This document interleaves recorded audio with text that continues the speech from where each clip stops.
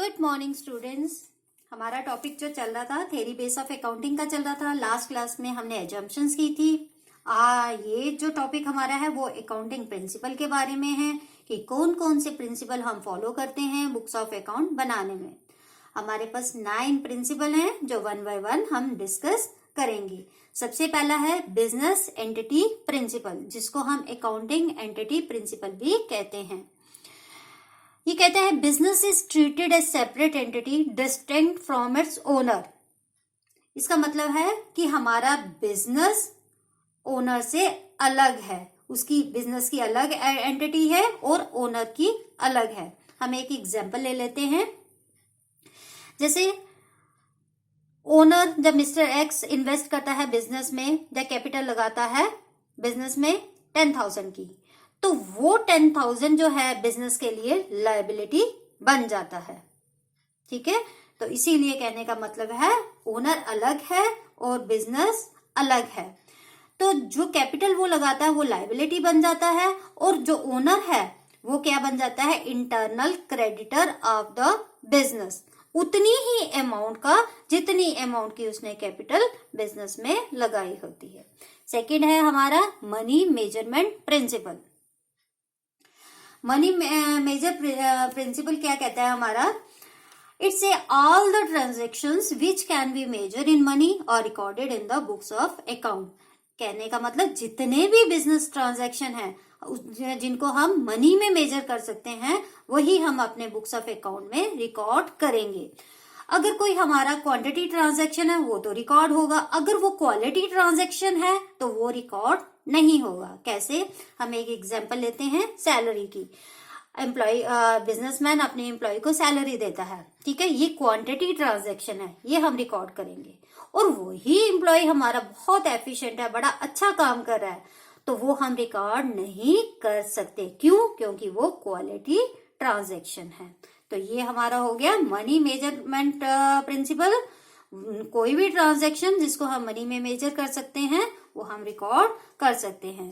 Third है हमारा accounting period principal.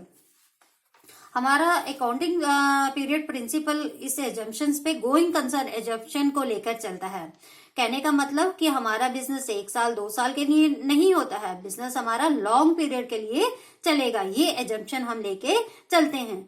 और उस लॉन्ग पीरियड की अकाउंटिंग या इवेल्यूशन हम एक साथ तो नहीं ना कर सकते, इसीलिए हम उनको क्या करते हैं, छोटे छोटे पार्ट्स में छोटे छोटे पीरियड्स में हम उनको डिवाइड कर लेते हैं। और वो छोटा पीरियड, वो छोटा पार्ट हम उसको बोलते हैं अकाउंटिंग पीरियड। जनरली जो हमारा अकाउंटिंग पीरियड होता है वो 1 ईयर का होता है, जो स्टार्ट अप्रैल में होता है और खत्म मार्च में होता है। और उस पीरियड को जो अप्रैल से मार्च तक चलता है उसको हम बोलते हैं accounting period.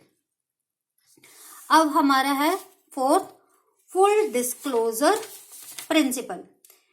Full disclosure principle ये कहता है जो भी मटेरियल अकाउंटिंग इंफॉर्मेशन है, जो भी पॉलिसी हम फॉलो करते हैं अपनी फाइनेंशियल स्टेटमेंट बनाने में, तो वो हमने उसको पूरा डिस्क्लोज करना है, हर एक चीज उसमें बतानी है। It is important for all users. क्यों? क्योंकि हमारा वो यूजर जो है वो इंफॉर्मेशन लेता है और वो अपने अकाउंट में अपने जो कोई भी डिसीजन लेने हैं उसमें वो उन प्रिंसिपल्स को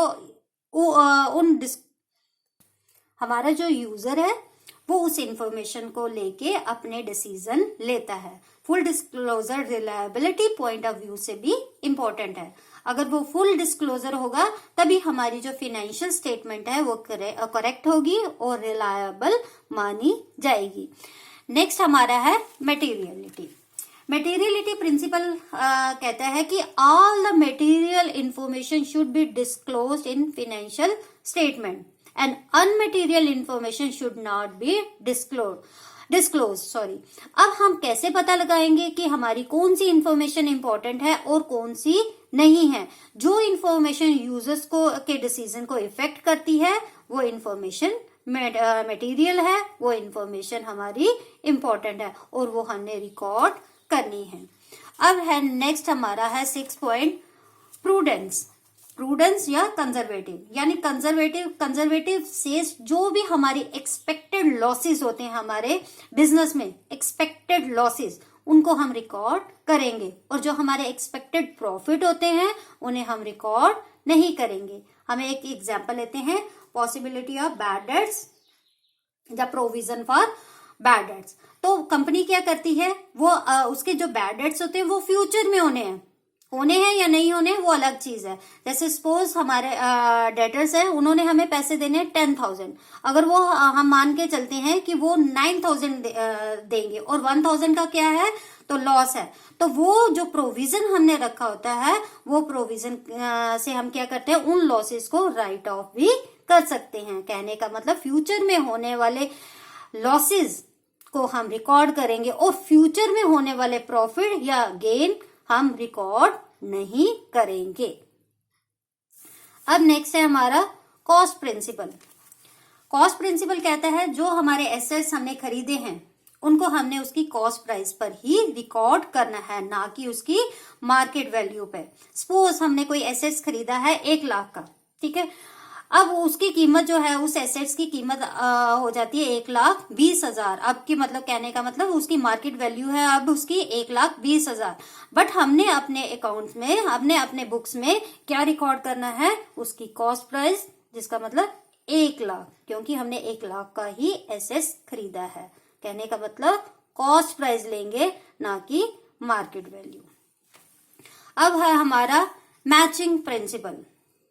मैचिंग प्रिंसिपल का मतलब है हमने किसी पीरियड में कोई रेवेन्यू अर्न किया है या किसी पीरियड में सेल की है, सेल से हमें रेवेन्यू आया है और उस रेवेन्यू को अर्न करने के लिए हमने कुछ एक्सपेंसेस क्या लगाए हैं या किए हैं, तो हम उनको भी रिकॉर्ड करेंगे। तो इसको बोलते हैं मैचिंग प्रिंसिपल। हम एक एग्जांपल ले लेते हैं, डेप्रिसिएशन।